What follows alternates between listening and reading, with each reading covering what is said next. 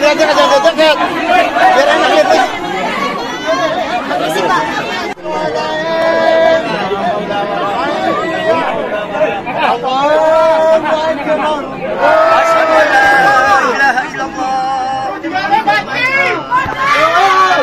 Asyhadu anna Muhammad. Bang Abe, mau dong, Bang Abe. Mic-nya Bang Abe. Allahumma demi Allah bahwa saya tidak melakukan pembunuhan atau pemerkosaan terhadap Eki dan Vina. Demi Allah bahwa saya dan ketujuh terpidana adalah salah tangkap yang telah disiksa, disetrum, diberi air kencing dan direkayasa kasus ini oleh Aibtu Rudiana. Apabila saya berdusta dalam pocong ini, dalam sumpah pocong ini, maka saya siap diajak oleh Allah dengan azab yang teramat pedih sesegera mungkin, baik di dunia maupun di akhirat. Allahu Akbar, Allahu Akbar. Semua demi wilayah Komplek Ponorogo itu yang musyrik. Tapi kita sekarang ini kita menyembah itu ya. Kalau dia Islam kita syahadatin dulu. Setelah itu setelah syahadat kita ajanin dulu, kita komatin dulu, dan sumpahnya juga sumpah demi Allah, kan begitu. Nah gitu, jadi musyriknya dari mana?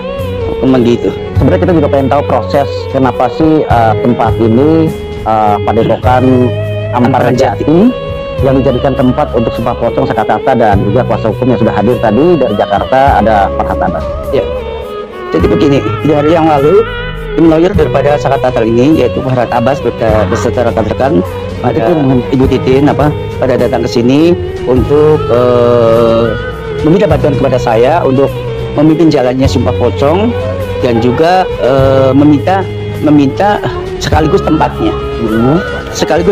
Gitu. Nah kebetulan di sini ini tempatnya bukan di rumah biasa, akan tetapi di sini ini adalah sebuah padepokan yang barangkali panjenengan juga sudah tahu bahwa padepokan di sini ini setiap bulannya juga melaksanakan acara tawasulan atau acara majlis zikir di sini. Jadi insya Allah padepokan ini, jadi kalau untuk acara yang khususnya yang sakral begini, insya Allah diijabah dari mustajab. Amin ya rabbal alamin. Insya Allah.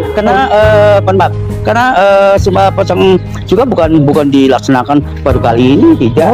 Tapi sudah banyak sekali di sini. Cuman saat ini kebetulan saja objek daripada sumpah yang mau disumpah pocong ini yang sedang viral. Ya itu. Padahal kalau menurut saya sebagai sebagai pimpinan Majlis Zikir atau Padepokan Agung Ampara Jati, menanggapi sumpah pocong biasa saja.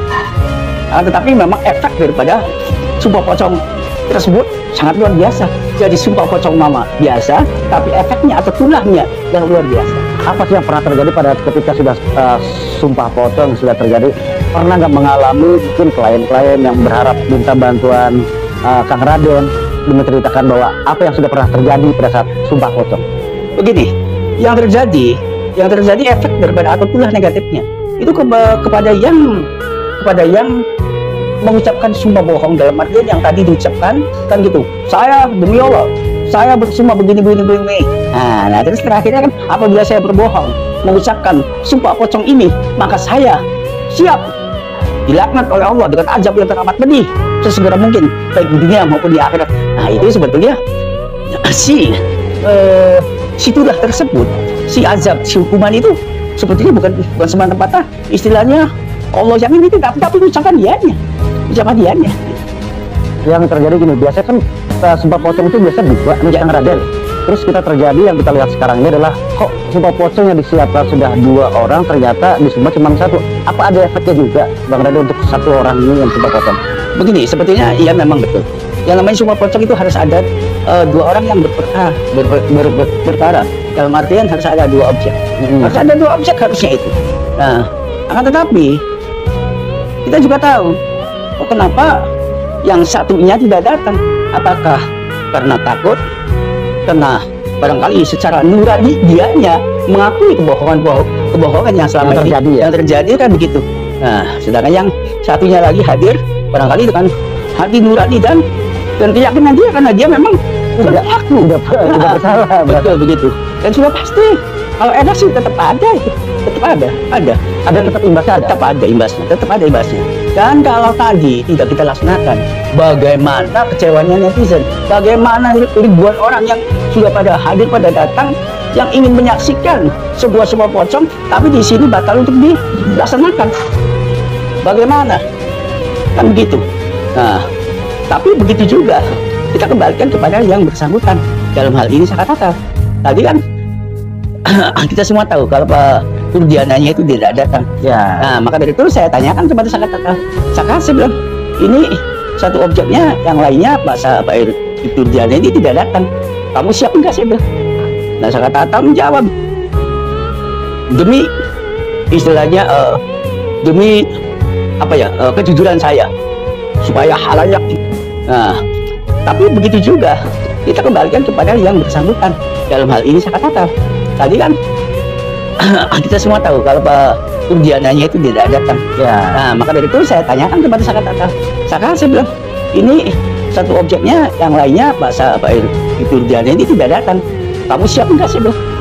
Nah, saya kata menjawab, demi istilahnya demi kejujuran saya, supaya halayak ini, netizen ini pada tahu bahwa kalau saya ini benar-benar mengalami tidak bersalah gitu ya, dan mengalami penyiksaan, tidak bersalah satu dalam hal pemerkosaan dan pembunuhan kasus Vina dan Eki ini, dan saya mengalami penyiksaan disetrum, bahkan sampai diminumin air kencing, dan kasusnya direkayasa, plus dengan teman-temannya yang ada nih yang masih sekarang ditahan dengan hukuman seumur hidup. Kalau untuk air kencing itu hukum untuk Islamnya seperti apa?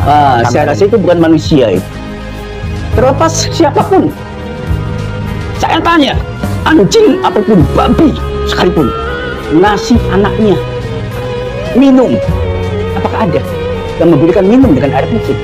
Tidak ada binatang yang setega apapun memberikan anaknya makanan atau minumnya dengan tai dan air kencing. Tapi kalau ada manusia siapapun yang memberikan minum air kencing bahkan segelas kencing, ya berarti itu bukan manusia, tapi iblis. Anjing aja juga seperti itu. Tidak seperti itu. Apalagi manusia seharusnya lebih baik daripada anjing itu ya. Ya, betul. Namun ini yang terjadi Agung Amparjati. Betul, Kang Raden. Padepokan Agung Amparjati. Apa sih artinya apa sih? Sebetulnya kalau Padepokan Agung Amparjati ini kita ambil nama dari satu perguruan dulu. Perguruan pertama yang ada di Cirebon itu. Dulu zaman pada waktu itu Cirebon juga masih bernama Sarbanagari. Itu kalau Amparjati itu adanya di sana, di Gunung Jati, di Gunung Sebung itu yang mendirikan Amparjati itu adalah Sakti Jenar dulu pada saat itu. Cuman pada saat itu karena aliran Sakti Jenar tidak diminati di Cirebon, maka pada saat itu Padepokan Amparjati ini berpindah ke Pengging pada saat itu, dan di sana itu nanti dia Sakti Jenar ini mempunyai murid atau badal yang bernama Kebu Pengging atau Kebu Kenanga. Ayahnya Jaka Tingkir. Jadi kalau cerita nama ini sudah banyak sekali.